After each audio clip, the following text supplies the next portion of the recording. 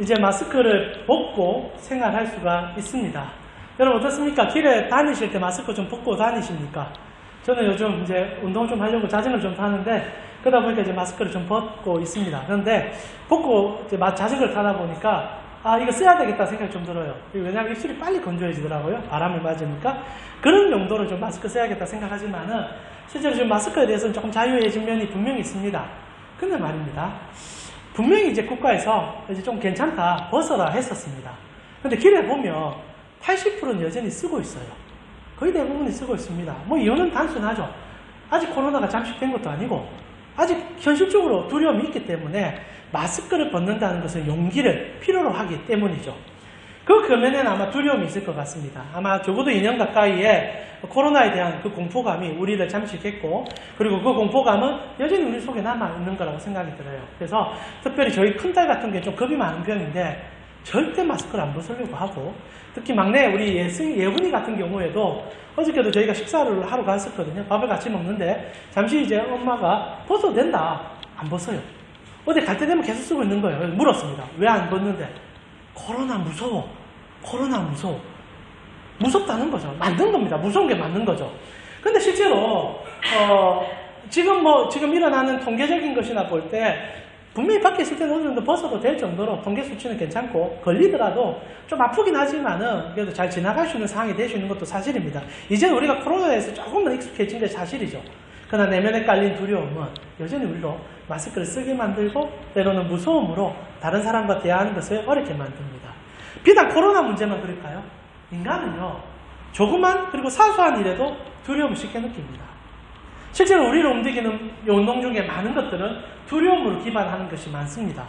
두렵기 때문에 활동하고 두렵기 때문에 일을 하고 두렵기 때문에 더 많은 것을 투자하죠. 실제로 인류 역사 가운데 두렵지 않은 사람 아무도 없었고 물론 행복할 때도 있고 기쁠 때도 있지만 저면에 깔리는 것은 공포와 두려움이 참 많죠. 제가 말입니다. 이번 주에 유튜브를 보는데 한 몇 년 전 영상인데 조금 재밌는 것을 하나 봤습니다. 우리나라에서 이제 100세 시대가 되었지 않습니까? 그런데 한 102세대는 어르신을 인터뷰한 영상이었습니다. 여러분 102세까지 사셨어요. 100세를 훌쩍 넘었습니다. 얼마 전에 일본에서 119세까지 사셨던 이제 가장 최고령 할머니께서 돌아가셨어요. 여러분 102세대면은 어떻습니까? 삶을 어느 정도 살았기 때문에 초월하고 그리고 이제 자기의 죽음에 대해서 초연하게 맞아들일 사람이 있을까요? 없지 않습니까? 102세 할아버지의 가장 큰 두려움은 죽음이었어요. 이런 얘기를 합니다. 왜냐하면 우리보다 더 강하게 죽음의 기운을 느끼시는 거죠. 몸의 기운은 다 빠졌고 움직이는 것도 힘들고 언제 눈 감으면 죽을지 모르니 두렵다는 거죠. 그래서 인터뷰의 골자는 그거였습니다. 두려움이 갈수록 커진다는 거죠.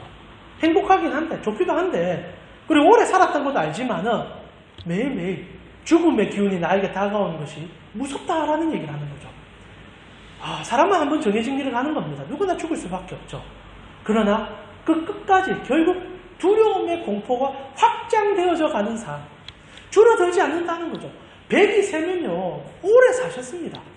그러나 102세 어르신에게 오래 사셨으니 이제 잘 준비하십시오라고 말하면 그 욕처럼 들릴 겁니다. 나 조금 더 살 수 있어. 나는 10년 더 살 수 있어. 물리적으로 불가능한데도 우린 그런 생각을 하죠. 그리고 그 전면에는 언제나 두려움이 있다는 거죠. 두려움, 벗어날 수 없습니다. 그래서 사실 기업이나 그리고 이제 자본의 논리를 아는 사람들은 우리의 두려움을 잘 이용하지 않습니까? 보험, 연금 하나 쪽은 다 들고 계시죠. 특별히 국가적으로도 여러분에게 그 두려움을 말소시켜주기 위해서 국민의료연금 보험을 넣어주고 있습니다. 얼마나 감사합니까? 우리나라 같은 나라 없어요. 그러나 여러분 의료보험 넣었다 해서 두려움이 사라집니까? 여러분은 의료보험 정말 1,000만 원짜리 넣어가지고 야 나는 이제 사고에 대한 두려움 없어. 절대 그럴 수 없죠. 사고 나는 순간부터 보험의 문제가 아니라 내 육체적이나 어려움이 찾아오는 그 공포감을 이겨내는 건 쉽지 않습니다.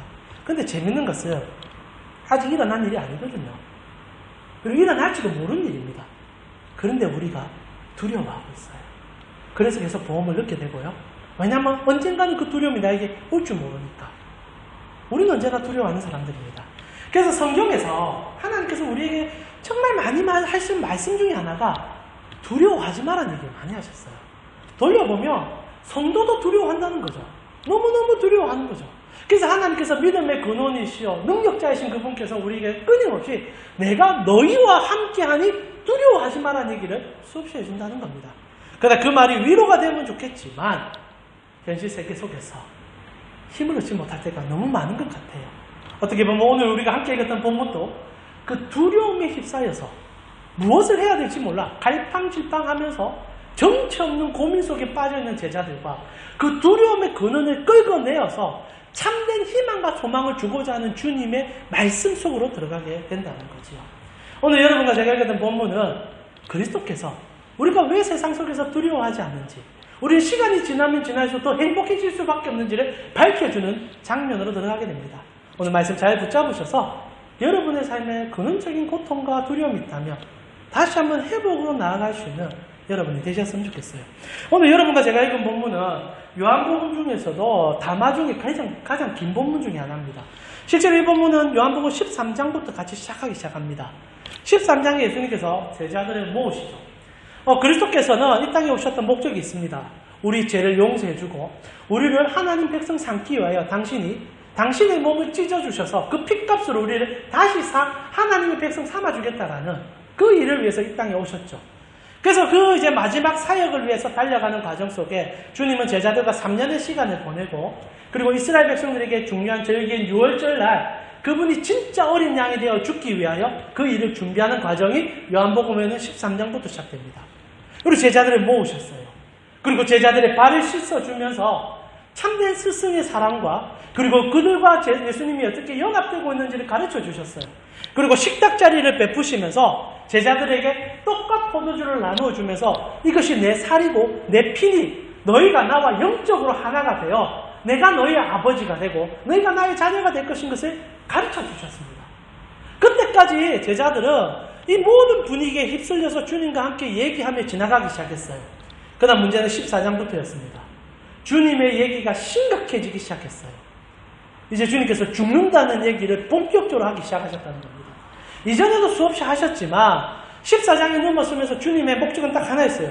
내가 너희를 너무 사랑해서 내가 너희를 대신하여 죽어주겠다라는 얘기를 계속하기 시작합니다. 그래서 제자들이 이제 깜짝깜짝 놀라기 시작하죠. 그리고 혹자는 처음에 주님 그럴 수는 없습니다. 그래서는 안 됩니다라는 다툼도 일어납니다. 그런 과정 속에서 주님께서 너무 무서운 말을 계속 반복해요. 너희들 중에 한 사람이 나를 팔 거다. 배신자가 있다는 얘기를 합니다. 거기서 조금 들어가 14장 마지막에 가게 되면은 예수님께서 이런 얘기해요. 베드로야, 너는 오늘 동이 트기 전에 나를 3번이나 부정하게 될 거야. 배신자가 있고 나에 대해서 모른다 말할 자가 생기기 시작한다. 제자들은 청사진을 꾸미고 있었어요. 주님과 함께 좋은 삶, 행복한 삶을 꾸몄는데 첫 번째 그렇게 3년간 믿어서 모든 것을 다 바친 예수님께서 여러분과 함께 읽었던 요한복음 14장 1절을 보면 이렇게 되어 있죠. 우리 같이 한번 PPT 뜰 건데요. 한번 보도록 하겠습니다. 요한복음 14장 1절을 보니까 너희 마음에 근심하지 말라. 하나님을 믿으니 또 나를 믿으라. 이렇게 얘기합니다. 여기서 근심하지 말라는 말은 단순히 조금의 고민 그리고 약간의 걱정 이 정도가 아닙니다.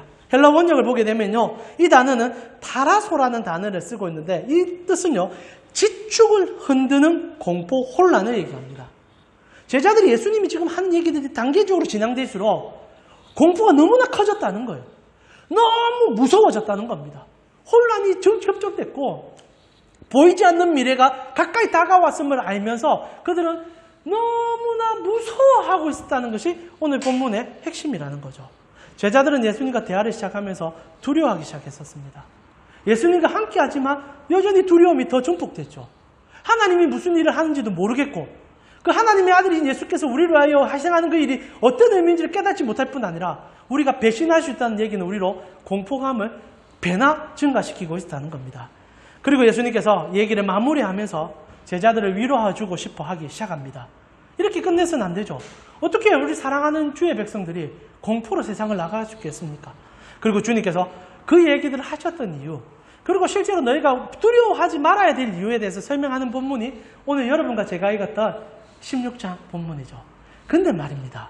예수님께서 많은 얘기를 해주셨어요. 성령님을 보내주실 것이고 내가 포도나무고 너희가 나의 가지가 될 것이니 너희는 나의 진액을 받아서 힘을 얻을 거다. 제자들에게는 그게 무슨 말인지 하나도 들리지 않습니다.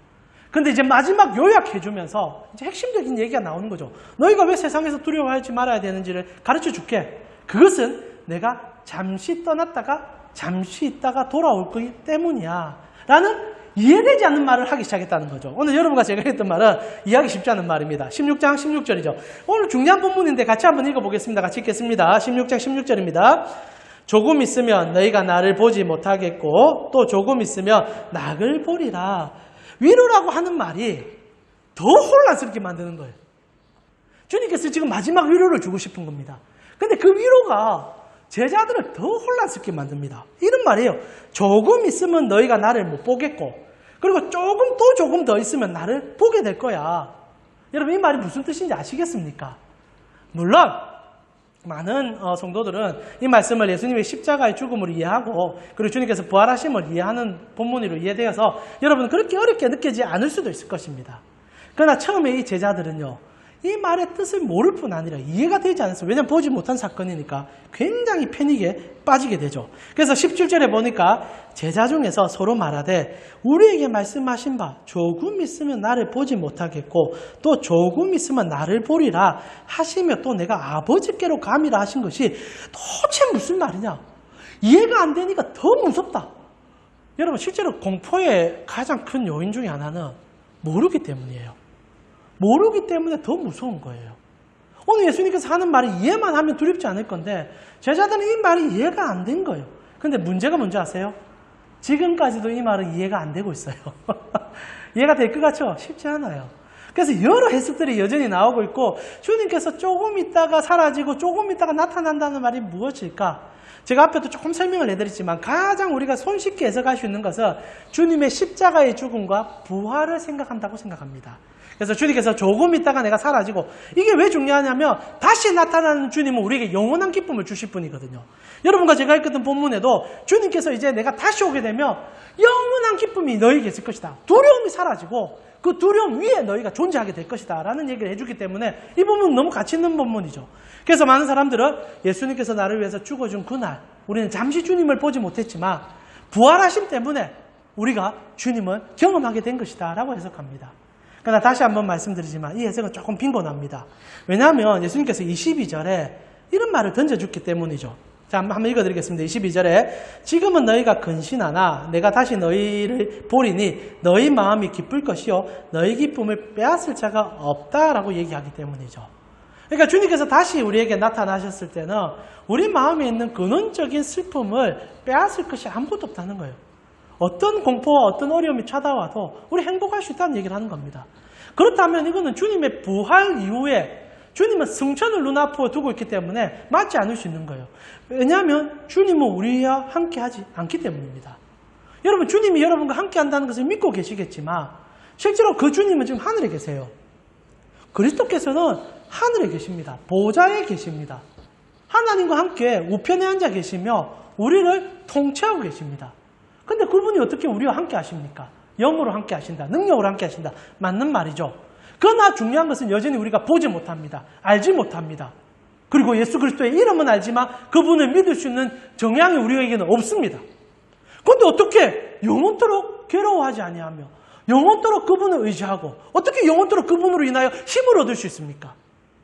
여기에 두 번째 해석이 등장합니다. 이것은 부활에 대한 얘기가 아니라는 거예요. 잠시 우리를 보지 못하는 얘기는 물론 제자들이 일차적으로 하는 얘기지만 모든 성도에게 주기 위한 말씀임을 이해할 때 첫 번째 보지 못한다는 얘기는 주님의 성천까지 포함하는 얘기입니다. 주님은 잠시 보지 못하는 부분이 되실 거예요. 여러분 실제로 우리 주님 잠시 못 보잖아요. 여러분이 생이 끝나면 주님을 눈으로 보고 마음으로 느끼고 그분과 함께한 날이 옵니다. 그러나 그 전까지는 이 땅에 있는 동안 은밀하게 그리스도가 우리와 함께하는 것을 우리는 느끼지 못해요. 그런데 주님께서 약속합니다. 잠시 지나면 너희에게 내가 영원토록 함께하는 은혜를 준다. 이게 무슨 말입니까? 이 얘기는 우리 크리스찬들만이 이해할 수 있는 얘기입니다. 성령님께서 우리 가운데 오셨다는 거예요. 하나님을 어떻게 알 수 있느냐? 하나님이 우리에게 약속한 영이 우리 속에 들어오기 때문입니다. 여러분, 그리스도인들은 세상과 다른 이유 중에 가장 큰 이유가 여러분의 영이 여러분 혼자의 영으로 존재하지 않는다는 데 있습니다. 여러분 속에는 다 하나님이 임재하셨어요. 그분이 약속하신 영이 여러분에 들어오셨어요. 그래서 예수님께서 실제로 14장에 주님께서 부활과 그리고 죽음에 대한 얘기와 함께 더 강력하게 강조했던 얘기는 성령님을 내가 보내주겠다는 얘기입니다. 그래서 14장 16절에 이 사건이 시작되면서 주님은 끊임없이 성령님에 대해서 얘기를 하기 시작합니다. 16절에서 17절을 보니까 이렇게 얘기하고 있어요. 내가 아버지께 구하겠으니 그가 또 다른 보혜사를 너에게 주사 영원토록 너희와 함께 있을 것이다. 주님은 부재하신 건 아닙니다만은 주님께서는 그의 영을 우리에게 보내줌을 통하여 우리와 소통하는 은혜가 허락된다는 거죠.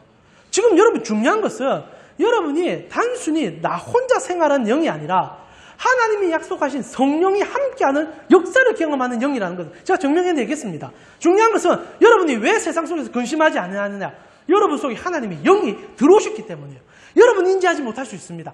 죽을 때까지 인지하지 못할지 몰라요. 그러나 단 한 가지, 어느 날 여러분이 예수를 믿는다라고 고백하는 그날이 있었다며 벌써 성령이 여러분 속에 들어온 겁니다. 여러분은 이제 하나님의 영과 함께하는 영원히 떨어질 수 없는 존재들이 되었다는 얘기죠. 그래서 17절에 그는 진리의 영이라 세상은 능히 그를 받지 못하나 이는 그를 보지도 못하고 알지도 못함이라. 그러나 너희는 그를 아나니 그는 너희와 함께 거하시며 또 너희 속에 계신다라고 얘기하죠. 사랑하는 우리 가은 성도님, 여러분은 하나님의 영이 임재하고 계하고 그리고 함께하는 분들이라는 거죠. 그래서 하나님의 영을 여러분은 내주함으로 받아들였고 그분과 동행하고 있습니다. 그러나 중요한 것은 이분을 느끼지 못할 때 크리스찬들은 세상과 똑같은 두려움, 아니 더 큰 두려움을 느낄지도 모른다는 거죠.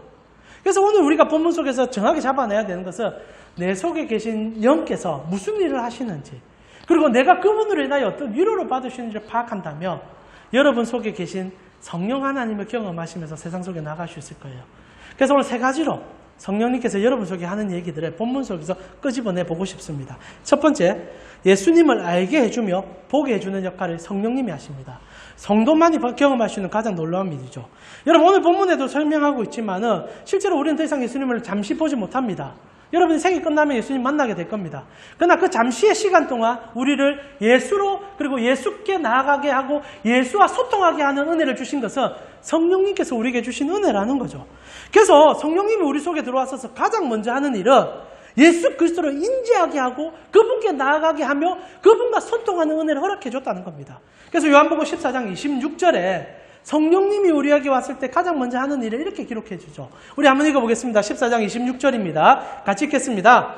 보혜사 곧 아버지께서 내 이름으로 보내실 성령 그가 너희에게 모든 것을 가르치시고 내가 너희에게 말한 모든 것이 생각나게 해준다. 신비로운 일이 일어난다는 겁니다. 이전에 듣지 못했던 예수를 성령님이 우리 가운데 들어온 순간부터 이해가 되어지고 믿어지기 시작하고 그분의 능력을 더듬기 시작한다는 거죠. 저는 이 일을 목사가 되고 나서 저 자신부터 시작하여 여러분을 바라보면서도 그렇고 성도들의 생활을 보면서 이 놀라운 기적들은 여전히 우리 속에 일어나고 있음을 보게 됩니다. 한 개인의 지칭해서 좀 죄송하지만은 저는 최근에 우리 고재양 성도님 보면서 신비로움을 느끼고 있습니다. 지금 고개를 팍 숙이셨는데 오신 지 지금 이제 한 2달 정도 되셨습니다. 근데 저번 주에 제가 좀 놀랐어요. 우리 고성도님 죄송합니다. 지칭해서 죄송합니다. 우리 전사님하고 오셔서 대화를 나누는데 최근에 너무 좋아하는 찬양을 얘기하시는 거예요. 근데 그 찬양이 뭐 위로 찬양 이런 게 아니라 하나님 찬양을 좋아하는 거예요. 하나님께서 우리와 함께 한다는 그 찬양을 힘있게 좋아하면서 본인이 부르고 있다라고 얘기하는 겁니다. 성경을 재밌게 보고 계세요. 그리고 이해되지 않는 부분도 있겠지만 물론 함께 하시는 분이 또 잘 가르쳐주는 부분도 있겠지만 하나님을 진짜 알아가고 있는 거예요. 하나님을 경험하고 있는 거예요. 여러분 우리가 세상에서 학력을 가지고 공부를 한다면 2달 만에 그것이 인지된다는 것은 불가능에 가깝습니다. 그러니까 제가 느끼기에 지금 우리 고성도님은 하나님을 경험하고 있는 것 같아요. 이 신비가 어디서 일어납니까? 여러분 이성적으로 우리가 하나님을 믿을 수 있는 존재가 아닙니다. 우리가 이성적으로 예수 십자가가 나와 상관이 있다는 것을 이해할 수가 없습니다. 그런데 여러분 모두는 예수 그리스도가 모든 것이에요. 그분이 나를 위해서 죽어준 게 믿어졌어요. 그리고 그분이 부르시는 곳이면 나 어디든 갈 수 있다고 얘기할 수 있어요. 우리 허성 전사님 동생분 지금 베트남에서 사역하는데 제가 오늘 잠시 얘기를 나눴는데 동생분 보니까 그 MMF라고 그 의료선교 단체가 있습니다. 거기서 한 100만 원 정도의 지원해 주지 그곳에서는 전혀 페이를 받지 않는답니다. 정말 작은 돈으로 생활하기도 쉽지 않을 건데 목적은 딱 하나죠. 그리스도가 믿어지니까 그분 전해야 되니까 그 베트남의 열악한 오지 속에도 나 들어가겠다. 집에 들어와서도 가족들에게 말도 안 하고 들어왔대요. 안식년인데 가족들은 전부 다 이제 완전히 들어와서 살겠구나. 왜냐하면 베트남보다 우리나라 살기가 좋을 거고 그렇게 간호사 생활하면서 좀 좋은 연봉 받으면서 살면 좋으니까. 근데 또 돌아가겠다 얘기하는 겁니다. 왜? 믿어지니까. 이해가 되니까. 성령님은요, 우리로 예수 그리스도를 부정하지 못하게 만듭니다. 그 어떤 어려움이 찾아와도, 그 어떤 아픔이 찾아와도 우리는 부정을 못해요. 왜? 우리 안에 영이 우리를 붙잡고 계실 뿐 아니라 그분에 대해서 끊임없이 증거하니까. 저도 목사로서 수없이 주님을 떠날 일들이 참 많았습니다. 그러나 그럴 때마다 정말 기가 막히게 성령님은 우리와 함께 하셨습니다. 저는 이번 주에 성령님의 너무나 큰 손을 느꼈습니다. 사실 저번 주에 제가 너무 낙담하고 힘이 드는 일이 있었는데, 그리고 사람은요 어떤 순간 두려움이 찾아옵니다. 제가 살아온 인생의 여정이나 그리고 만났던 모든 순간의 과정이 한 번에 물떡 터지니까 와라라라 무너지는 건 순식간이더라고요. 그런데 놀라운 것은요, 하나님이 다시 한번 회복시켜주기 시작했고, 회복시키기 시작하면서 눈을 열게 하시니까 아마 여러분도 그런 경험 많이 하셨을 겁니다. 내 삶 전체가 은혜였구나. 좋아진 게 없어요. 회복된 건 없는데 순간 내가 달라지더라고요. 성령님이 나를 꽉 붙잡고 있는 게 느껴지는데 그분을 다시 한번 가르쳐 주시고 알려주시는데 부정할 수 없는 은혜가 우리에게 물일듯이 임한다는 겁니다. 사랑하는 우리 강식구 여러분, 그분이 여러분 속에 지금 계세요. 우리가 귀를 안 기울여서 그렇지 미친 듯이 여러분과 함께 하시고 미친 듯이 예수를 가르쳐주고 있습니다. 조금만 귀를 열어도 그분이 우리를 얼마나 사랑하는지를 느낄 수 있는 것은 성도가 유일하게 받은 축복입니다. 그래서 예수님께서 우리에게 얘기하잖아요. 16장 20절에 같이 한번 읽어보겠습니다. 같이 읽겠습니다. 16장 20절입니다. 같이 읽겠습니다. 내가 진실로 진실로 너희에게 이르노니 너희는 곡하고 애통하겠으나 세상은 기뻐하리라. 너희는 근심하겠으나 너희의 근심이 도리어 기쁨 되리라. 저는 이 말이 성도가 받은 가장 큰 축복의 함축이라 생각합니다. 여러분, 세상은요 시간이 지나면 더더욱 공포스러워집니다. 제가 처음 설교 시작하면서 100이세요 어르신을 얘기해 드렸습니다. 120쯤 됐습니다. 부족한 삶도 없었고 넉넉하게 사셨습니다. 그러면 행복해져야죠. 더 큰 행복이 찾아와야죠. 시간은요 우리를 죽여가기 시작합니다. 다가오면 다가올수록 더 무서워져요. 근데 성도는요 성령님께서 우리에게 단 한 가지를 가르쳐 줍니다. 시간이 더 가까이 가고 내가 죽을 날이 다가오면 너 곧 주님 만나. 곧 너에게 영생이 임해. 저는요 진짜 참다운 믿음을 가진 사랑하는 자녀들이 죽음 앞에서 초연한 모습들을 바라볼 때마다 제가 얼마나 큰 위로를 받는지 모릅니다. 믿음의 자녀들은요 물론 죽음에 대해 두려워할 수도 있습니다. 그러나 시간이 지나면 지날수록 우리의 영혼이, 우리의 육체가 쇠약해지는 순간에도 우리의 약속한 은혜를 깨우쳐주는 성령님으로 인하여 오히려 기뻐하며 준비하는 자들이 생기기 시작한다는 거죠. 오늘 말씀은 그래서 우리에게 너무나 힘이 된다는 거예요. 우리는 잠시 곡할 수 있습니다. 그러나 곧 웃을 수밖에 없고 영원히 웃을 수밖에 없는 자들이죠. 세상은 잠시 웃을 수 있습니다. 그러나 시간이 지나면서도 곡하기 시작하고 마지막은 곡으로 끝나는 거예요. 이 절대적인 변화는 우리 속에 계신 성령님께서 우리를 이끄는 힘으로 증명되고 가르쳐주시는 사실이라는 겁니다. 성령님은요 영원한 하나님을 믿게 만들어주고 영원한 하나님을 여러분 속에 증거해내십니다. 그 힘이 여러분 모두에게 임했다는 거죠. 그리고 두 번째로요 우리를 직접적으로 도우십니다. 그러면 끝날까지만 이끌어주는 분이 아니에요. 성령님은 지금 여러분에게 도움을 주고자 가장 중요하게 하나님과 특히 소통하시면서 하나님 음성을 우리에게 들려주시고 우리가 하나님 앞에 나아갈 그 원동력을 성령님이 주신다는 거예요. 그래서 22절에 우리가 처음에 읽었던 본문이지만 다시 한번 읽어보겠습니다. 성령님이 우리에게 하시는 일이에요. 같이 읽겠습니다. 지금은 너희가 근신하나 내가 다시 너희를 보리니 너희 마음이 기쁠 것이요 너희 기쁨을 빼앗을 자가 없다. 다시 우리를 본다는 말이 성령님이 우리 가운데 임한다는 얘기였다고 해석해드렸습니다. 그러면 그분이 오실 때 우리는 그 기쁨을 빼앗을 수가 없게 돼요. 그리고 이 일에 대해서는 예수님께서 목이 터져라 우리에게 설명해 내기 시작했었습니다. 특히 누가복음에 보면 하나님이 가장 좋은 것을 줄 것인데 그 좋은 것이 무엇인지를 설명하는 패턴이 이러합니다. 누가복음 11장 11절에서부터 보니까 예수님께서 이런 얘기를 해요. 제자들이 기도를 가르쳐 달라고 얘기합니다. 그래서 예수님께서 주님이 가르쳐준 주기도문을 가르쳐 주시기 시작하죠. 그러면서 그 기도와 함께 우리에게 그 기도가 효용력이 있는 이유, 우리의 기도가 왜 하나님께 나아가는지 아느냐는 질문, 거기에 대한 답으로 이런 답을 주십니다. 너희 중에 아버지 된 자로서 누가 아들이 생선을 달라 하는데 생선 대신 뱀을 주며 알을 달라 하는데 정갈을 주겠느냐. 너희가 악할지라도 좋은 것을 자식에게 줄 줄 알거든 하물며 하늘에 계신 하나님께서 아버지께서 구하는 자에게 마태복음은 가장 좋은 것을 안 주겠느냐. 근데 여기서는 성령을 주신다고 얘기하는 겁니다. 가장 좋은 것을 주시는 그분이 성령을 주셨다는 거예요. 그래서 성령이 하시는 가장 큰 일은 소통입니다. 지금 여러분이 필요로 하는 것을 하나님 앞에 외치는 순간 성령님은 하나님과 소통하고 계세요. 그분이 직접적으로 여러분에게 좋은 것을 주시는 분이 됩니다. 하나님께서는 여러분에게 언제나 더 좋은 것을 주고 싶어 하세요. 누구를 통하여? 그리스도 예수 그리스도의 중보하심과 성령님의 내주하심을 통하여 여러분에게 직접적으로 주신다는 거예요. 그래서 여러분이 마음이 아파 기도하고 힘듦이 있어 도움에 청할 때 기도를 할 때 성령님이 여러분의 마음을 아시고 하나님과 함께 나아가는 힘을 여러분에게 더한다는 겁니다. 그래서 성령님은 지금 여러분을 돕는 영이세요. 여러분과 함께하는 가장 힘 있는 영이세요. 근데 이분이 너무나 무서운 게 뭔지 아세요?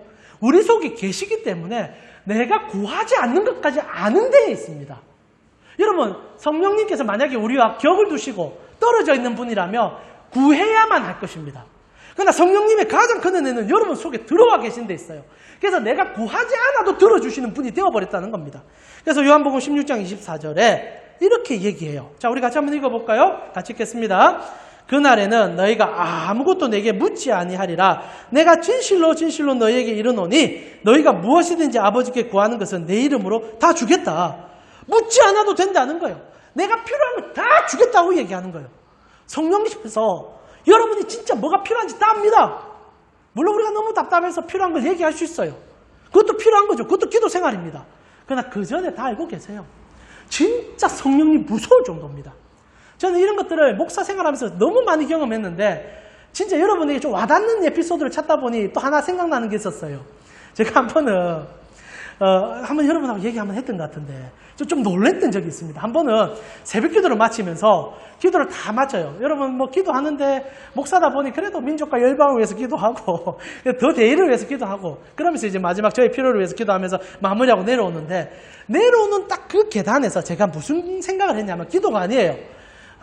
오늘 같은 날 그때 참 광고 많이 했던 그 뭐 이렇게 피겨 스케이팅 하는 여자 그 분 나오셔서 하는 커피가 하나 있습니다. 그 커피 갑자기 그날 좀 그 생각이 그때 한참 이제 아메리카노 이런 문화가 우리나라에 들어갈 때 다 믹스 커피를 먹을 때 그 커피가 딱 생각이 나면서 그 브랜드 커피 오늘 아침에 딱 내가 2개 넣어서 다 먹었으면 참 좋겠는데 하고 내려갔습니다.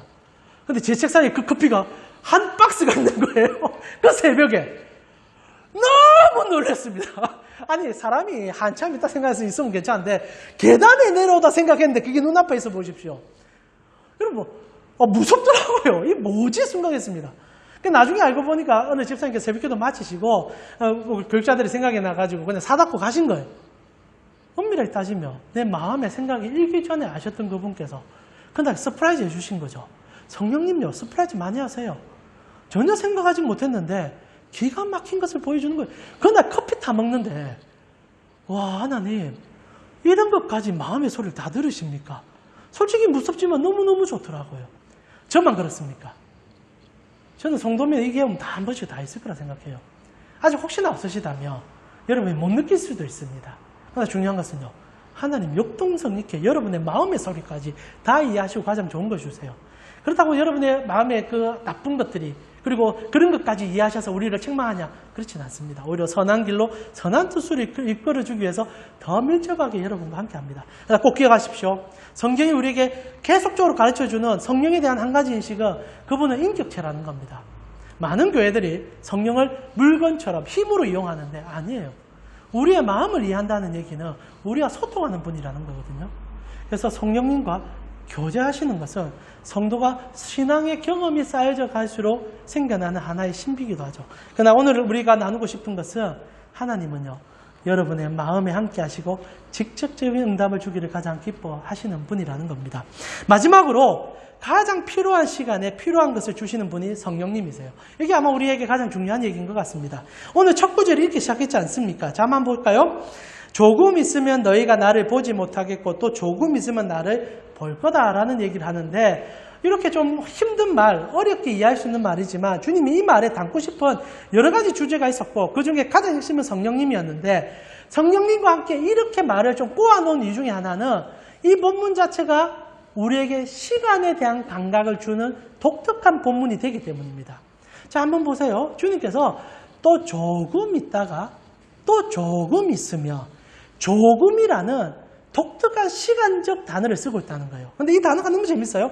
우리로 표현하면 조금이란 단어지만 이 헬라어로 보면요, 미크론이라는 단어를 쓰고 있습니다. 이 단어는 우리가 영어로 번역하게 되면 마이크로예요. 가장 작은 단위. 진짜 짧은 찰나와 같은, 우리 동양적 표현으로 찰나와 같은 시간. 그러니까 주님이 우리로 기다리게 하는 시간이 진짜 찰나고 다시 우리에게 위로를 주는 시간도 찰나라는 거예요. 그런데 중요한 것은 이 찰나의 시간이 우리에게 주어진다는 겁니다. 자, 사랑하는 우리 성도님, 성령님이 우리에게 하는 것은 하나님의 예비된 시간에 맞추어서 그 시간을 우리에게 허락하는 인내를 우리에게 주고자 하는 열망이 있으시다는 거죠. 여러분, 우리 성도들이 착각하는 것 중에 하나가, 우리가 앞에도 필요한 것을 하나님 주신다 하니까 그럼 내가 원하는 거 다 주겠다라는 우리가 오류에 빠질 수 있습니다. 그런데 하나님은 가장 좋은 것을 주는 분이에요. 모든 좋은 것들은 때와 시간과 필요에 맞춰줄 때가 가장 좋은 겁니다. 제가 오늘 만약에 누군가가 저에게 오셔서 시원한 음료수를 하나 이렇게 주고 가신다 생각해 봅시다. 아마 그거는 저에게 지금 너무나 기쁜 선물이 될 겁니다. 왜냐하면 지금 좀 목마르고 설교하다 보면 목이 타니까, 만약에 그 음료가 없었다면 그 물은 아마 한 몇천만 원짜리보다 더 좋을 수도 있을 수 있습니다. 목이 탈 때는. 그런데 집에서 음료수나 음료수 다 있고 지금 배가 빵빵하게 불렀는데 누군가 찾아와가지고 삼다수 좋다고 갖다 주면 그건 선물이 아니죠. 오히려 나를 괴롭게 하는 거죠. 집에 그 물건 더 쌓는 것밖에 안 됩니다. 모든 좋은 것은 타이밍이 중요합니다. 오늘 성경은 그 타이밍을 얘기하고 있는 거예요. 시간을 얘기하고 있습니다. 그런데 그 타이밍을 함축시켜 놨어요. 미크론, 조금의 인내를 필요로 한다. 조금만 참아라. 그러면 가장 좋은 게 우리에게 온다. 성령님은 그 조금을 참도록 우리를 이끄시는 분이라는 거예요. 사람만큼 인내가 없는 사람들이 어디 있습니까? 그러나 성령님 우리에게 끈있게 얘기합니다. 조금만 더 참아보자. 그러면 하나님께서 금세 우리에게 가장 좋은 것을 주실 것. 사랑하는 성도님, 성령님은요, 끊임없이 여러분 속에서 그리스도를 알게 해주시고 가장 필요를 채워주며 그 필요를 위한 하나님과 동행의 시간을 느끼도록 해주는 분이 성령님이라는 사실입니다. 결국 이 사건은 그리스도께서 우리에게 하고 싶어하는 그 사건 전체를 얘기한다는 거죠. 말씀을 마무리하면서요, 사랑하는 우리 가운 성도님, 여러분 안에 영이 계십니다. 느끼세요. 이번 한 주는요, 성령님에게 여러분의 마음을 토로해 보세요. 물론 그러면 어색할 수 있습니다. 그러면 그냥 예수님의 이름으로 기도하시면 돼요. 그러나 중요한 것은 여러분이 여러분 혼자 살아가는 사람이 아닌 것을 인지하셔야 됩니다. 하나님이요, 여러분 속에 들어오셔서 함께하고 계세요. 그것을 느끼고 사실 때 여러분 오늘 말씀드렸던 그 세 가지가 여러분 속에서 자연스럽게 흘러나가는 은혜인 것을 깨닫게 될 것입니다. 다시 한번 요약해 볼까요? 첫 번째, 여러분은 무슨 일이 있어도 예수를 더 깊이 알게 될 것입니다. 두 번째, 하나님이 여러분의 필요를 아시고 그분을 통하여 여러분에게 직접적으로 나타나십니다. 세 번째, 하나님이 때로는 우리의 시간들 속에서 완성되어가는 여유와 기준이 필요하다며 그것을 참도록 도와주시는 영이 되어주실 것입니다. 이런 복을 받은 자들이 여러분이에요. 이런 복을 받은 자들이 여러분들입니다. 그래서 성도는 시간이 지나면 지날수록 성령님으로 인하여 소망이 생기고 기뻐하게 될 것입니다. 여러분의 삶에 하나님의 은혜가 성령님으로 인해 충만해지기를 소원합니다. 주의 음성을 내가 드리는 우리 함께 찬양 드리면서요, 이번 주도 그분을 의지하여 그분께로 나아감을 통하여 그분이 주는 그 놀라움을 마음껏 맡겨갈 수 있는 여러분 되셨으면 좋겠습니다.